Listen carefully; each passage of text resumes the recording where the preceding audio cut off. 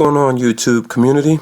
This is Space Tunes here once again, filming a second video in connection to the first, where I showed you how to sample a song and how to individualize the chops, and I'll go there quickly again just to have a quick so you have a remembrance of what we discussed.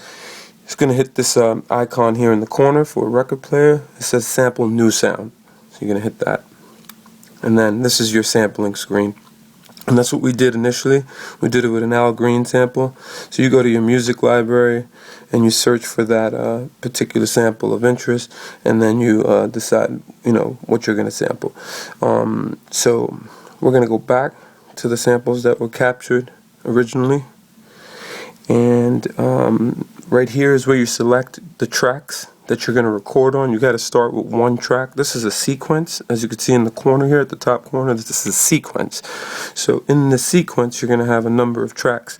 On the more advanced units, you have unlimited number of tracks. But this is an app. It's not as advanced, but it still can get the job done.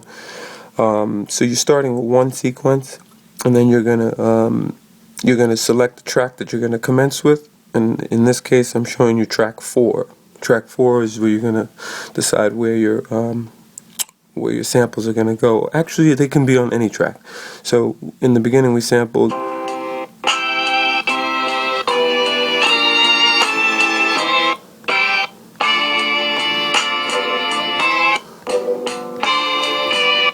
So, and I also went into track 3.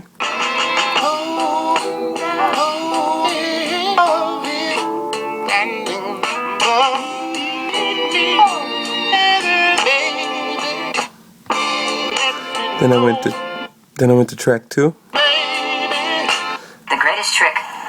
I also selected some sound samples from another source, voice samples rather, as possibilities of something I can add. Now this sample right here I could use individually as well.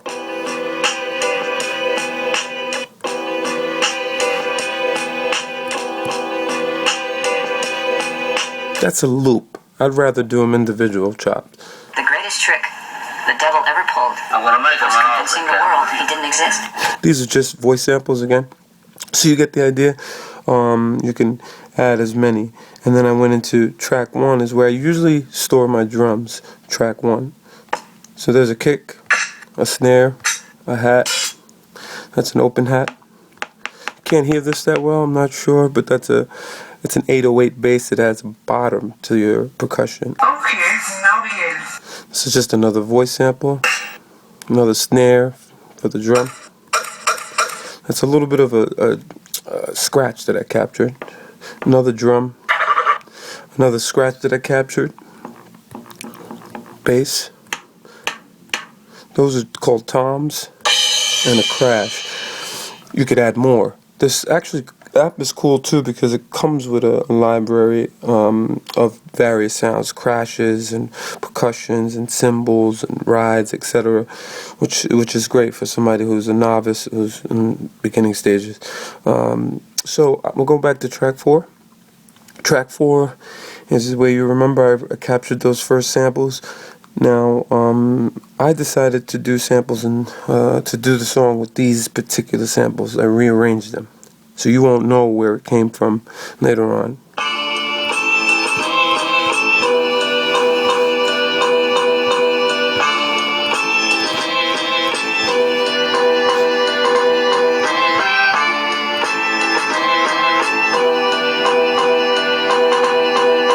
So that's what I did, and I'll show you. I added a drum. You see?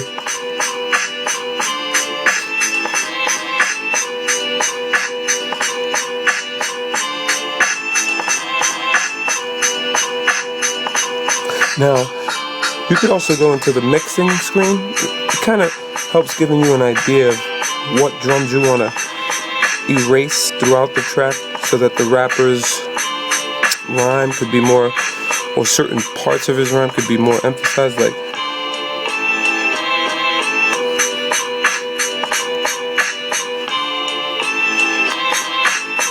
sorry, it's not on time, but you get an idea.